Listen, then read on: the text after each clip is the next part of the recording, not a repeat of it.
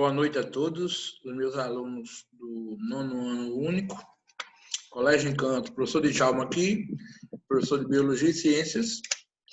Boa noite, bom dia, boa tarde, não sei a hora que vocês vão assistir esse vídeo.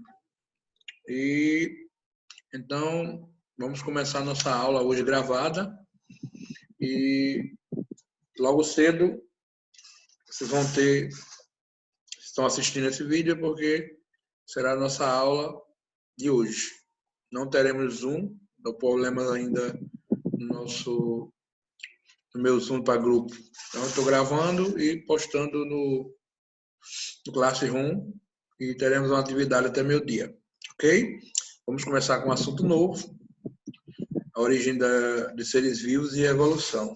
É um assunto melhor do que a genética, então eu optei para a gente já dar adiantada, né? Fica melhor de entender, ok? Vamos lá. Introdução à teoria da evolução, origem das espécies. Bem, a gente já estudou o que era hereditariedade, que se transmite de pai para filho. Nós já discutimos um pouco sobre herança. E quando a gente estudou características dos seres vivos, a gente também viu que seria evolução, né? E como fosse uma revisão para nós, várias vezes já vi, quem foi meu aluno desde os 6º ano já viu isso aqui. A evolução é o processo no qual ocorrem as mudanças ou transformações nos seres vivos ao longo do tempo, dando origem a espécies novas. A evolução ela não acontece do dia para a noite, já vem sendo estudada há muito tempo, né? E há quem combata, quem seja contra. Hoje em dia ainda existe, mas no passado vocês vão ver que teve muita briga e até gente que morreu por conta de defender a teoria da evolução. Mas hoje eu sou evolucionista e criacionista e vocês vão entender por quê. Já já. As variedades de seres vivos em nosso planeta têm fascinado a humanidade ao longo do tempo. De acordo com as explicações científicas, essa enorme variedade de espécies é resultante do processo de transformação e adaptação dessas novas espécies que constitui a evolução biológica. Essa evolução biológica ela resulta das transformações, das formas que essas espécies se adaptam ao ambiente. Se ela consegue se adaptar melhor que outras, elas vão durar mais, reproduzir mais e vão gerar novas espécies. Isso tudo a gente dá o nome de evolução biológica, né? De seres vivos. E como tudo começou no planeta, né? Antes não existia essa quantidade enorme de seres vivos. Tudo começou do início de um ser mais simples, até chegar nessa variedade que a gente chama de biodiversidade do planeta, né? Gerada, certo? A diversidade da vida e semelhanças começaram a aparecer, seres mais próximos, quanto à anatomia, quanto à fisiologia. Hoje, com a avanço da tecnologia genética, a gente também está usando a genética para estudar melhor a evolução, né? Existem seres que têm semelhança anatômica. Se você analisar aí um braço humano e a pata de um cavalo, se você olhar aí direitinho, ó, nós temos basicamente os mesmos ossos, né? Então, só muda o formato, mas nós temos semelhanças anatômicas entre os seres vivos. Alguns são mais próximos, alguns são mais distantes. Outra semelhança entre os primatas, vocês estão vendo que todos são primatas aí, o homem está no meio, o chimpanzé ali, gorila, orangotango e gibão. Olha aí a anatomia deles, esquelética, como é muito parecida. Por isso que eles são mais próximos, são grupos mais próximos. Quanto mais próximos, mais semelhanças. E nós também temos algumas provas da evolução. Nós temos alguns órgãos que são vestigiais. O que são órgãos vestigiais? São órgãos que perderam na gente a função, né? Não se usou muito, né?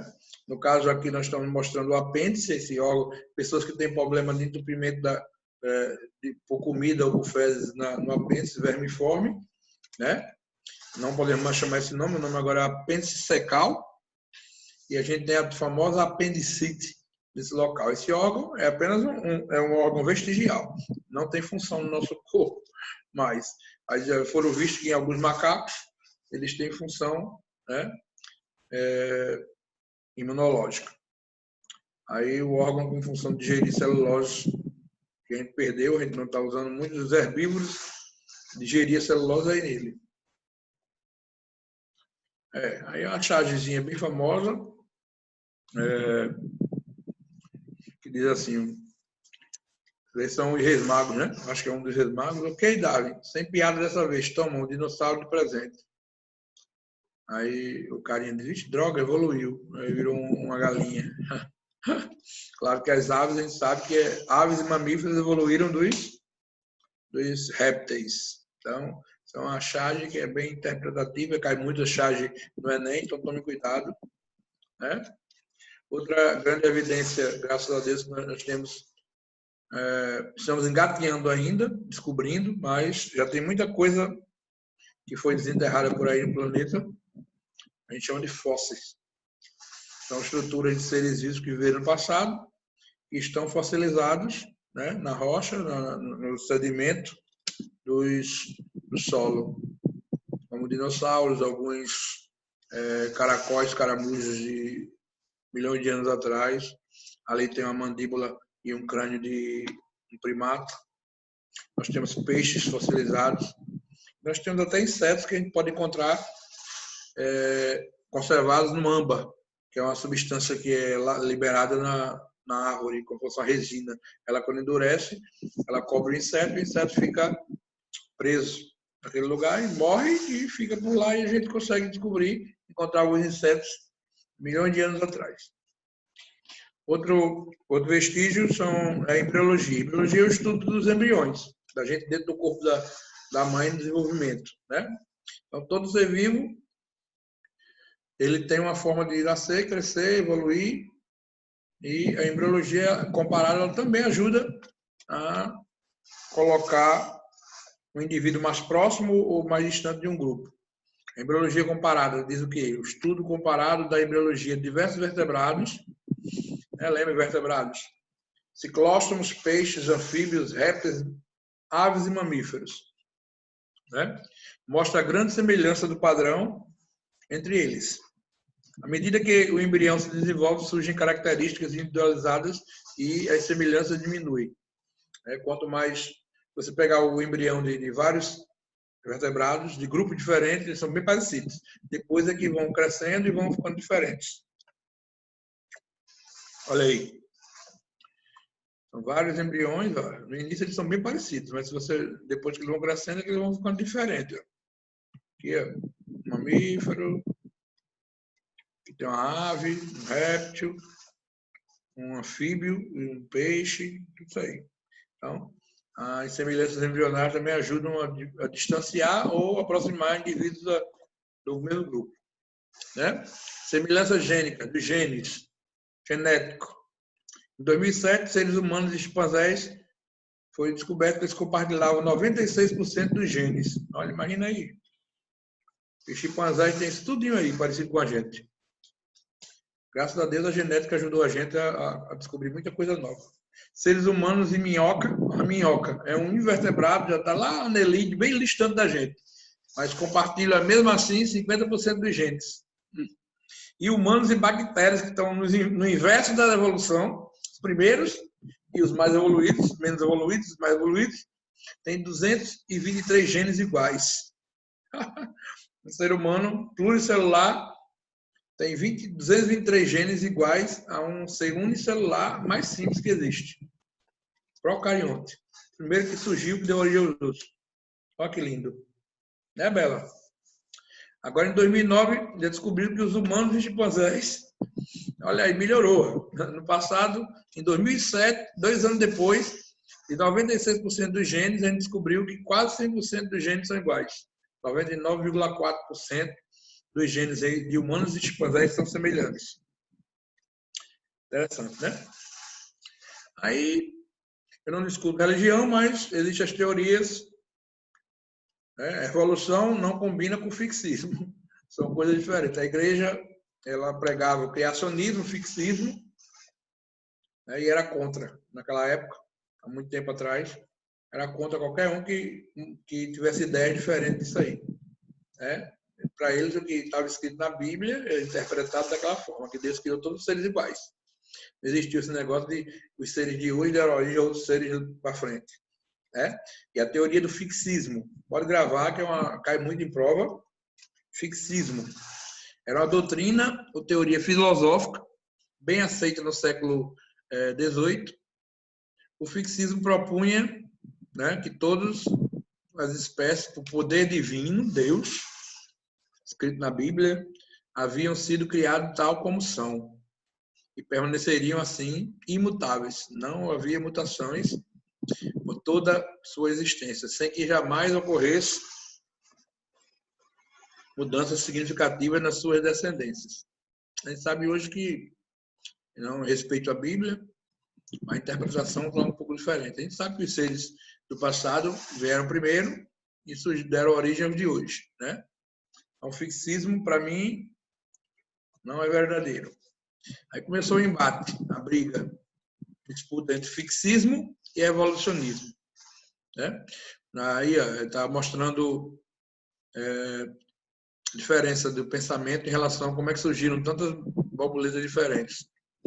Aí, para os fixistas, as espécies são fixas e imutáveis, não tem mudança. Enquanto que para os evolucionistas, as espécies modificam-se ao longo do tempo. Se você olhar aqui, ó, essa espécie dessa cor, ela sempre foi dessa cor. Essa espécie dessa cor sempre foi dessa cor e essa cor também. Cada uma deu origem a outras iguais a elas. Pronto, já existiam, todas três. No evolucionismo, não. Aqui desse lado, você está vendo que existia de uma cor e elas sofreram transformações durante o tempo. Já geraram, ela continuou de um lado aqui e a outra já foi surgindo até gerar tipos diferentes de borboletas. Isso é o evolucionismo. Aí vem essa imagem famosa de Michelangelo, né? Deus tocando o homem. E os seres, existe a teoria fixista, ou fixismo, e o criacionismo. Criacionismo, eu sou criacionista, eu sei que Deus, eu acredito que Deus criou, né? Mas eu acredito também que ele criou com um mecanismo, né? Alguma coisa. O criacionismo diz que os seres vivos foram criados por um ser divino. Né? Cada religião segue o seu princípio. Né? No mundo todo existe... A história é a mesma, só muda a forma como eles veem o seu ser divino. Nós acreditamos em Deus, somos cristãos. Né? Então, desculpa, eu estou aqui monitorando minha voz, então a gente está sempre nessa história aqui. Aí já é outra charge, é muito comum cair em prova, charge. E aí já está dizendo, o carinha, Darwin falando com Deus, eu acho, né? Darwin, olha isso. Aí Deus criou uma ave. Faça melhor. Aí Darwin fez, olha isso, botou um passarinho no chão.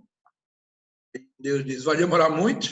Aí ele, não, só mais alguns milhares de anos. Isso aí é a explicação, aí é o embate do criacionismo e o evolucionismo. Muito show, gostei dessa charge. É a primeira vez que eu vejo. Aí as teorias fixistas, nós conhecemos o criacionismo, Deus é o criador de todas as espécies. Que linda, amo demais. Espontaneísmo, os seres vivos se originaram da matéria inerte. Né? No caso da geração espontânea, que a gente conhecia, nas aulas a gente conhecia com o nome de abiogênese. Né? Os seres vivos se originam de matéria inerte e condições especiais. Que mais? Vamos lá. Nós temos o catastrofismo. Essa daí é ótima. Né?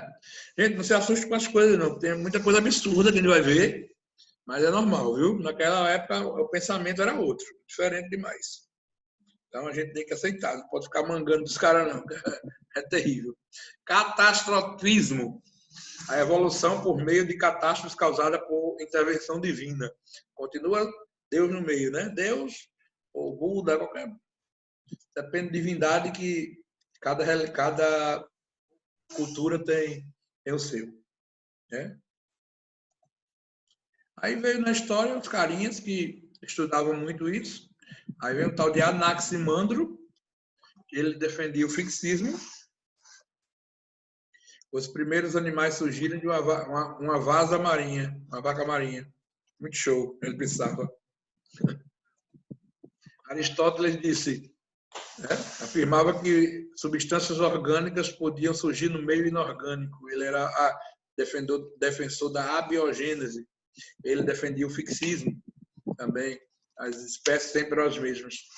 E a geração espontânea, que é o que a gente diz que é que o ser vivo, os seres surgiram da matéria, do lixo, da água, do lodo. Aí a gente já estudou no passado, mas só para relembrando a origem da vida, né? Até o século XIX, acreditava-se que os seres podiam surgir espontaneamente da matéria não viva, da lama, da água, do ar. Hoje sabe-se que um ser vivo ele surge somente por meio da reprodução. Isso é biogênese. Um ser vivo só surge a partir de outro ser vivo. Aí vem o embate entre biogênese versus abiogênese. Defensores da biogênese famosos. Helmont criou uma receita para criar ratos. Ele pegou uma lingerie, uma roupa íntima da mulher dele, suada depois de um dia todinho de uso, colocou germe de trigo, queijo, um bocado de coisa misturada e deixou num porão escuro, sujo. Aí quando ele foi procurar depois para ver, assim de rato. Ele disse que o rato surgiu daquilo ali. Não foi o rato que foi lá comer o queijo, não. Mas nessa época, como eu disse, não vamos rir não, né? Vamos deixar carinha pensar. Outro defendia a abiogênese, geração espontânea, foi Needham, próprio Aristóteles, William Harvey, Isaac Newton, René Descartes. Esse povo é inteligente, né, para a época, mas eles acreditavam nisso aí. E alguns críticos da abiogênese, que começaram a ajudar a levantar a moral da biogênese, que o ser vivo se originava por reprodução a partir de outro ser vivo. Redi, né? Jablot, Spallanzani, e o mais famoso deles, né, em vermelho, é Louis Pasteur, o cara que criou a pasteurização. Ele derrubou a biogênese com um experimento que ele fez maravilhoso. Né? Aí são alguns experimentos. Os carinhas botavam um pedaço de carne dentro de uma vasilha, aqui ó, um A, e surgia mosca. Eles diziam que a partir dessa carne surgiam as moscas. E essas moscas nasciam da carne podre. Aí eu morro de rir com essas coisas. Mas é legal. Legal demais. E desse lado, eles provavam, isso aqui é os caras que defendiam a biogênese. Ele disse que fechando o frasco com a carne, não nascia nada. Uma coisa linda, claro. Estava isolado. Aí os carinhas começaram a fazer um trabalho com... Eles acreditavam, na verdade, de um fator vital. Existia um fator vital que fazia com que a vida surgisse. Se você destruísse o fator vital, por exemplo, os caras ferviam um caldo nutritivo com verduras e carnes e com o tempo, quando eles observavam, não tinha. No microscópio não tinha nada. Realmente, porque a fervura matou os micro-organismos. Só que eles observavam que depois de um tempo, quando eles abriam, esses seres, com o tempo, os micro-organismos invadiam o caldo de novo. Então, aí eles ferviam e diziam que matava o fator vital. Aí foi um experimento com um balão com um bico de cisne, esse bico aí, e foi feito mais na frente por Redi. Aí, mas o cara que foi mais famoso foi a dupla Oparin e Haldane. Né? Eles criaram a hipótese da evolução química. composição química da atmosfera primitiva. Eles dois, Haldane e Oparin, na década de 1920, fizeram hipóteses semelhantes. Aí juntaram as ideias. Os primeiros seres vivos, que eram moléculas orgânicas, teriam se formado na atmosfera primitiva e depois nos mares, com base em substâncias inorgânicas. Orgânico veio do inorgânico, né? No caso, composição química da atmosfera primitiva ajudou para isso. Era gás metano, CH4, amônia NH3, hidrogênio H2 e vapor d'água, H2O. Tudo isso é como se fosse uma receita para fabricar os seres vivos, né? Aí vem a teoria da panspermia, que eu adoro. Dizia que os primeiros seres vivos vieram de outro planeta. Bem, acaba disse que o rato surgia de uma calcinha suja, suada, imaginem, com queijo. Eu acredito mais nessa aqui, na panspermia, né? A vida veio do espaço. Aí foi aí que a coisa começou a ficar boa. Evolucionismo. A evolução, como eu falei no início. Estudo das origens das espécies e das modificações sofridas ao longo do tempo. Quem defende o evolucionismo defende que as espécies se transformam, mudam e geram novas espécies, né? Vocês vão ver alguns carinhas aí, o mais famoso deles foi Darwin, Charles Darwin, mas o evolucionismo ele foi ganhando espaço. Hoje eu sou criacionista e evolucionista. Eu acredito que Deus criou, mas com esse processo aí de mudança sofrida com o tempo, né? Muito legal.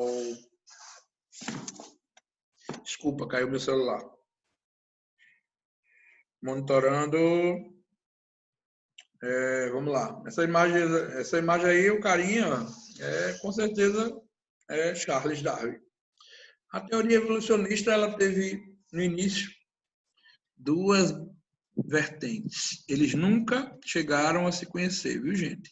Quando um morreu, o outro estava já com a idade bem nova. Então, existem duas vertentes. Uma é uma defendida por Lamarck, Jean-Baptiste Lamarck, que é o lamarquismo. Claro que algumas coisas que eu vou falar sobre ele, sobre Lamarck, a gente vai dizer que esse homem não tem nada a ver com o que ele dizia. Mas a gente vai ver que o erro de um ajuda o outro a criar uma coisa nova. Então, Lamarck deu um pontapé nesse estudo e a gente começa a ver que Lamarck deu um pontapé inicial para que Darwin, lá na frente, criasse suas teorias. Que nós temos Charles Darwin, segundo evolucionista famoso, primeiro foi Lamarck, com o lamarquismo, e Darwin, aí surgiu o que a gente chama a defesa de Darwin, darwinismo, né? As teorias de Darwin. Muito legal, muito legal, muito legal. Foram eles que criaram esses nomes não, viu, gente? Darwinismo foi com o tempo, quem foi estudando depois, deu esses nomes para eles, né? Teoria da evolução formulada por Darwin. Teoria sintética da evolução, depois veio o neodarwinismo. Darwin, ele começou a estudar, a única coisa que ele não conseguiu determinar foi a fonte que transforma, que varia, faz com que as espécies elas vão surgindo. A gente sabe que são as mutações, que são as alterações no código genético, os cruzamentos diferentes de famílias umas com as outras, vão gerando novas pessoas, novos indivíduos que geram novas espécies. Isso aí ele não tinha um interesse, ele não sabia sobre essa parte genética. Curiosidade, o monge Gregor Mendel, aquele cara lá da genética, ele mandou todo o tratado dele para Darwin. Todo o estudo dele de genética, que ele não deu o nome genético, depois que surgiu o nome genético, aquele estudo das ervilhas, ele passou para frente. Mandou entregar lá em Darwin. Só que Darwin ele vivia recluso dentro do seu escritório, mas deu bola não para o estudo de Mendel, engavetou o material todinho, que poderia ter ajudado ele a desvendar tudo. Né? Quando Darwin morreu, vieram outros grupos de cientistas, de estudiosos, que pegaram as ideias de Darwin e uniram as ideias da genética, né? Para explicar o que é que fazia acontecer realmente a evolução. E Como veio a base era a ideia de Darwin, as ideias de Darwin, seleção natural, adaptação ao meio ambiente, eles criaram, né, uma nova vertente. O darwinismo virou o neodarwinismo. Neo quer dizer novo, né? Então, é o que era mais atual sobre a evolução. Aí o nosso carinha, vamos falar um pouquinho dele, Charles Robert Darwin, de 1809, nasceu, a 1882, viveu um tempinho ainda, bem legal. Tem algumas coisas sobre ele. Darwin documentou e comprovou a evolução, tornando essa ideia aceitável pelos cientistas e público em geral. Antes dele, as pessoas riam quando alguém falava que a evolução estava acontecendo, que iria acontecer por milhões de anos à frente, e já passou milhões de anos atrás. Foi ele era um aristocrata inglês, que é um aristocrata. Ele era filho de ricos, pessoas da grande sociedade inglesa, estudava nos melhores colégios e nas universidades mais fabulosas. Destruiu o conceito também de válido, até então, de um mundo estável, fixo. Ele acabou com o fixismo. Nasceu na Inglaterra, estudou medicina e mais tarde teologia. Só que ele estudou medicina, queria só ficar dissecando os bichos. Então, ele não gostou muito do curso que ele fez, não. Teve contato com geólogos, botânicos, entomologistas, quem estuda insetos, botânica, quem estuda plantas, geólogos são quem estuda o solo, a rocha, e outros naturalistas na universidade. Naturalistas são pessoas que estudavam a natureza, independente. Não existia um curso. Quem estudava a natureza, estudava plantas, animais, eram naturalistas. Ele conheceu muitos deles e ele foi um deles. Ficou famoso, saiu em várias revistas aí, ó. Aí a história de Darwin. Aqui é a Nature News, comemorando 200 anos do aniversário de estudo de Darwin. Aí ele com a imagem clássica dos animaizinhos, a Galápagos, quando ele viajou.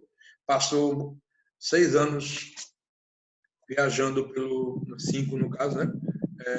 Aos 22 anos ele embarcou no navio como The Beagle, navio Beagle, navio inglês, para anotar. Ele era uma espécie de imediato. Ele anotava, ele pegava algumas espécies, mandava de barriga de volta para o museu lá da universidade.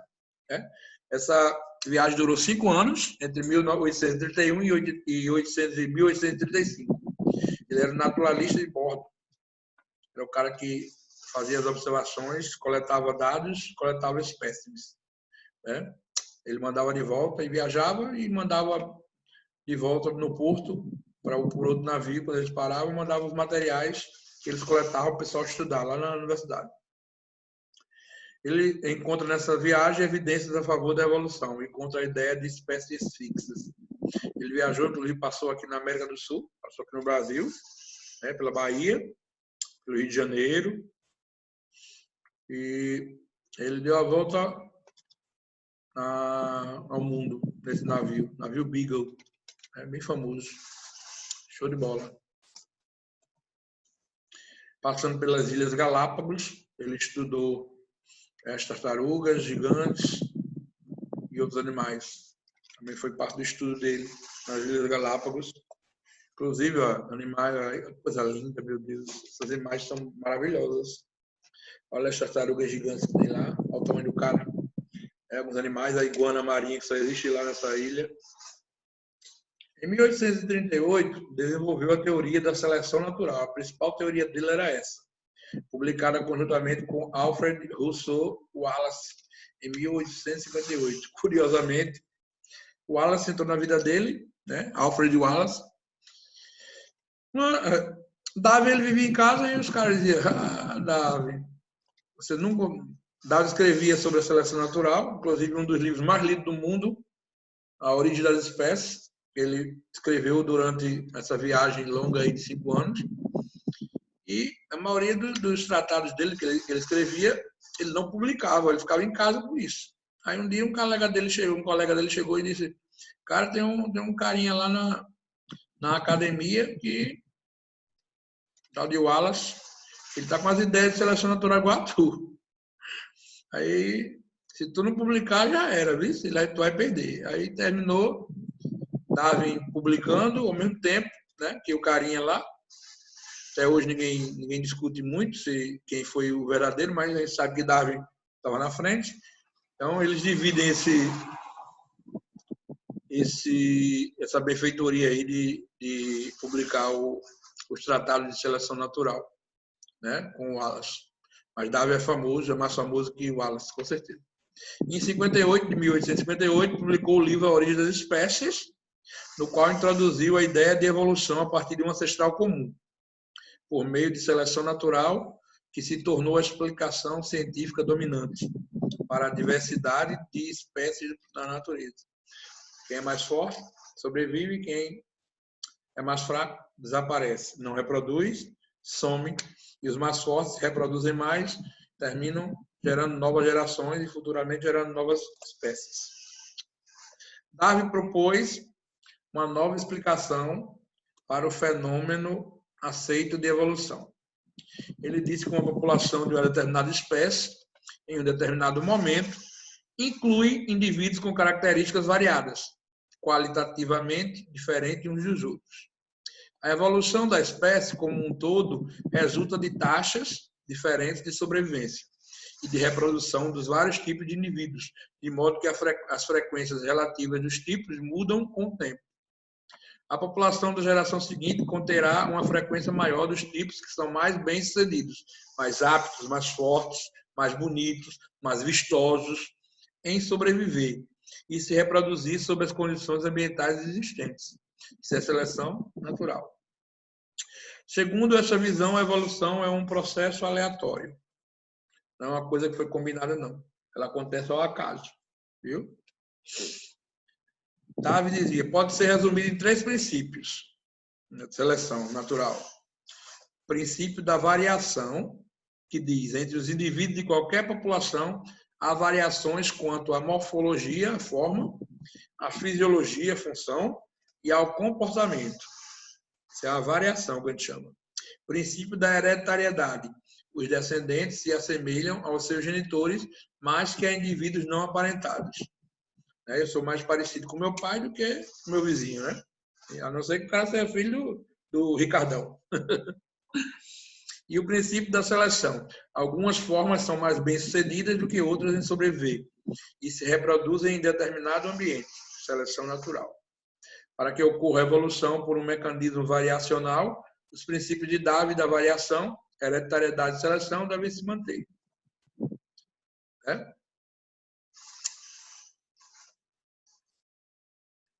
Muito interessante, eu adoro, eu sou louco por Darwin.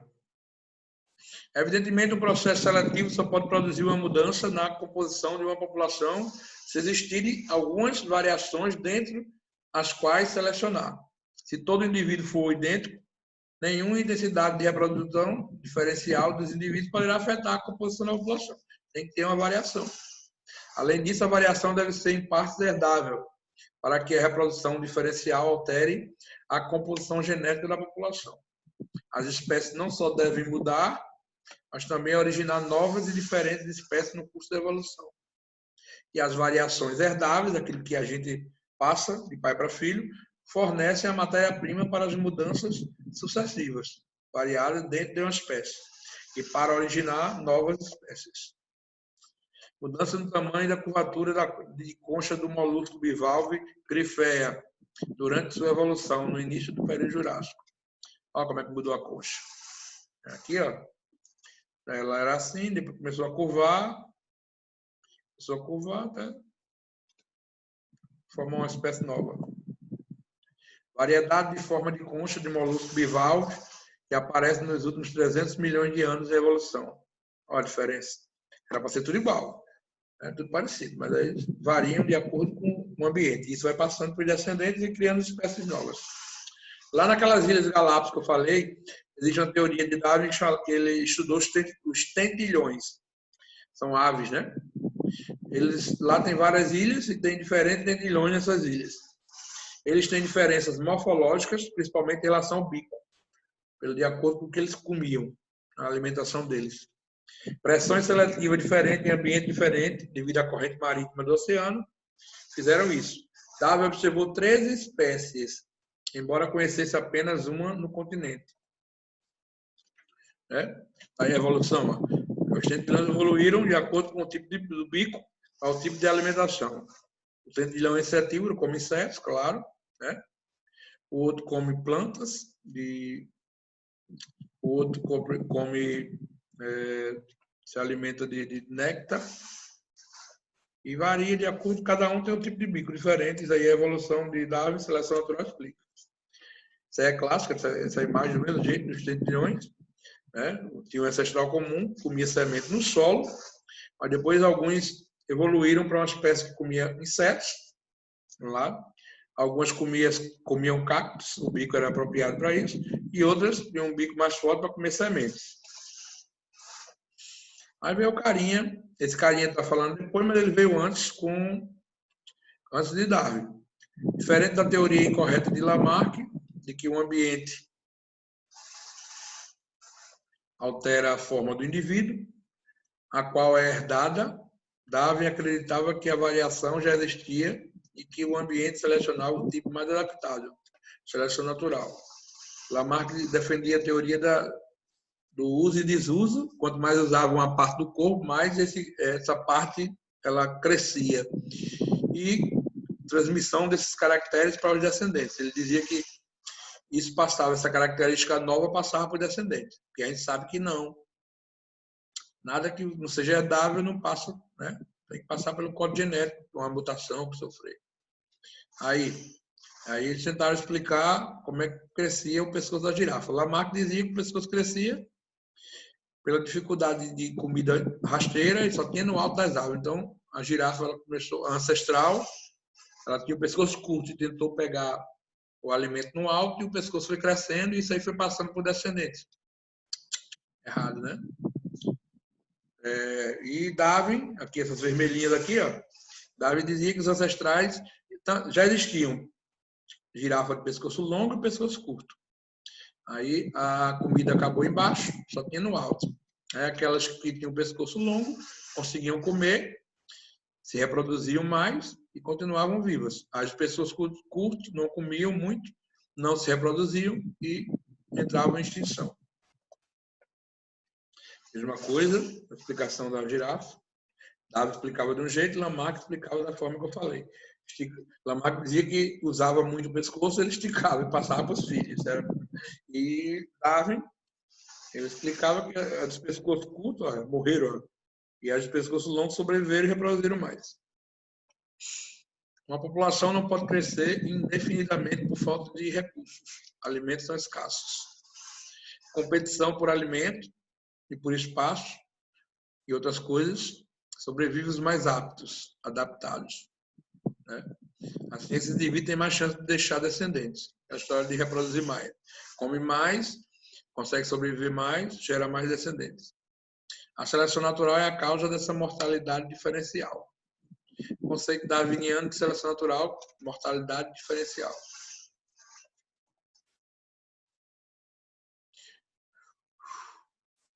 Legal, né? Conclui-se que deve haver competição. Ainda estamos em Darwin. Todos os organismos têm potencialidade para aumentar em número em progressão geométrica. Em cada geração, entretanto, o número de indivíduos de uma mesma espécie permanece constante. Conclui-se que deve haver competição pela sobrevivência. As variações que podem ser herdadas são encontradas entre indivíduos de todas as espécies. Algumas variações são favoráveis a um organismo em um determinado ambiente e auxiliam na sua sobrevivência e reprodução. Variações favoráveis são transmitidas para os descendentes. Darwin tem a ideia em 1838, mas só apresenta em 1858, junto com a mesma teoria de Wallace, como eu falei. Ele só foi atrás de apresentar, porque o outro já ia sozinho apresentar uma teoria igual, né? Mas com mais evidências. Só que Darwin ficou mais famoso porque ele conseguiu juntar mais evidências do que o Wallace. Então, eles terminaram lançando juntos a ideia. Em 1859, publicou o livro Origem das Espécies. Contém 2 teses separadas. Todos os organismos descenderam com modificação a partir de ancestrais comuns. O principal agente de modificação é a seleção natural, sobre a variação das espécies. Grande falha de Darwin, desconhecia as causas da variação hereditária. Eu disse que Mendel foi lá e entregou o tratado todinho da genética, mas ele engavetou, perdeu. Darwin acreditava, junto aos criadores de animais, que havia substância de natureza fluida e que o caráter intermediário dos híbridos era resultante da mistura de seus corpos, de fluidos dos ancestrais. Darwin erra também, né? Crítica à seleção natural. Teve um carinha chamado de Fleming Jenkins, que disse que a seleção natural não poderia escolher os melhores fluidos numa mistura. Muito bem. Hereditariedade por mistura. Aí, isso aí são duas coisas, e hereditariedade por Mendel.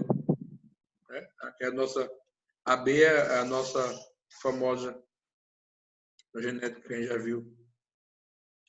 Teoria sintética da evolução. Sob o ponto de vista genético, a evolução corresponde a qualquer alteração das frequências alélicas da população. Alélicos, a gente sabe que são os pares de genes, visando tornar-se mais adaptada. O que é variabilidade? Condição básica para que ocorra o processo de evolução. Os fatores que alteram as frequências gênicas ou alélicas das populações são agrupados no que se denomina teoria sintética da evolução e se fundamentam nos seguintes processos. Lembrando que isso aqui foi o que Darwin não conseguiu, né, explicar aqui para frente. Processo que cria variabilidade, a mutação. Processo que amplia a variabilidade, recombinação genética, hibridização, alterações na estrutura e número de cromossomos de migração. Espécies passam de um lugar para outro, migrar.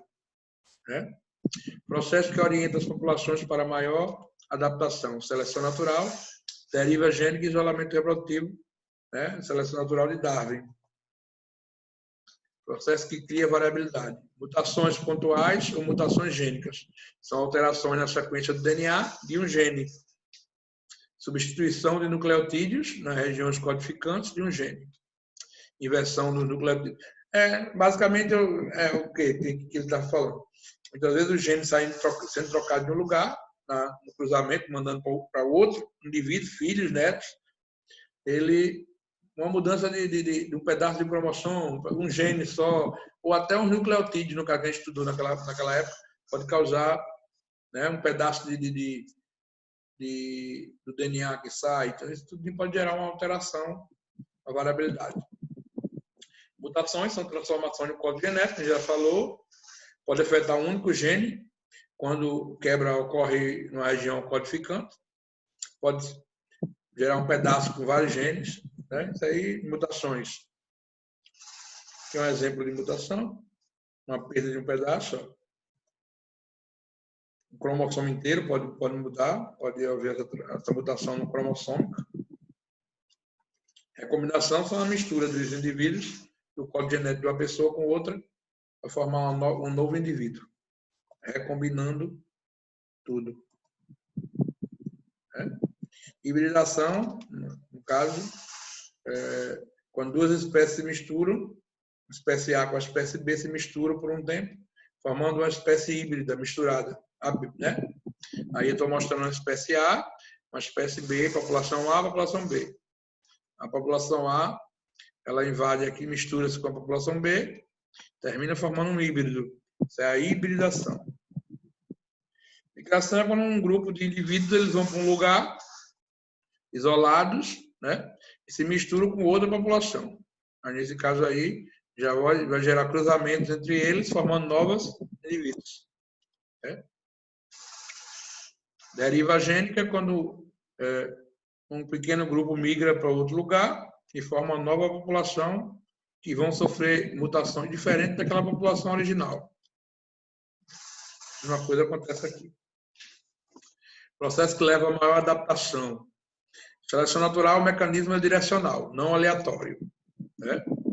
Exemplo clássico da seleção natural, as mariposas de Winchester, que a gente chama, né? De Manchester, desculpe. A mariposa biston, da espécie Biston betularia, estudada por Ford e Kittlewell, na Inglaterra. Elas pousavam em aves, sim. Isso aqui é aquela espécie do melanismo, né? Elas teve um período o período frio, quando nevava, o líquen nas árvores eram brancos, então existiam mariposas brancas e mariposas pretas. Quando elas ficavam em cima do líquen branco nas árvores, claro que a mariposa branca ela se escondia melhor do que a mariposa preta, que era comida mais. Então, quem se reproduzia mais era a mariposa branca, e terminava, pela evolução, elas iriam reproduzir mais e gerar novos indivíduos. Só que na industrialização começou a fuligem que saía das chaminés das indústrias, começou a deixar o líquen preto. Aí foi aí que deu o troco. As mariposas pretas começaram a se esconder melhor e as brancas começaram a sumir. Então, a preta, nesse período aí, a gente chama de seleção natural. Né? Ah, que legal. A cor também, né? Algumas borboletas elas eram predadas mais facilmente. Legal. Experimento criou também, isolamento reprodutivo.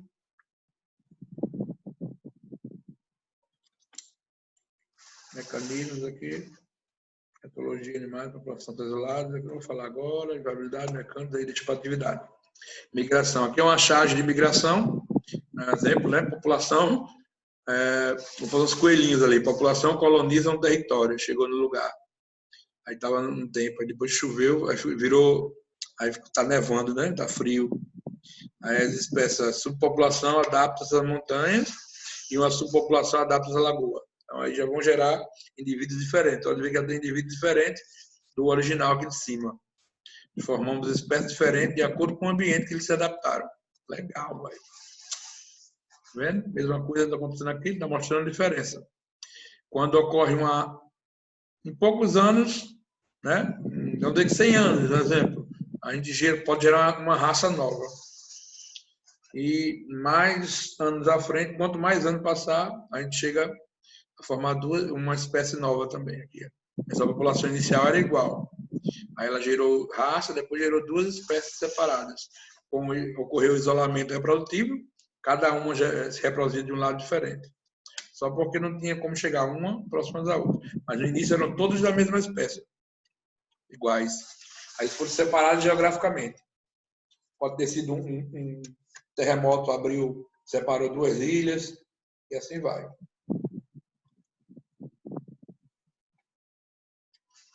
Especiação é a formação de novas espécies e engloba todos os processos evolutivos já comentados, geralmente associado a um isolamento geográfico. Show de bola. Muito obrigado. Se prepare de manhã ou aí na hora, né, para receber esse material. Vou mandar o slide também separado do vídeo, para vocês estudarem por ele, e uma atividade. Ok? Até meio-dia para vocês entregarem. Valeu! Cadê você? Que solidão, que eu sofri. Amar é um deserto em sexto e morir. Passar a terra dessas flores, fácil voltar, dá seu calor, só viver.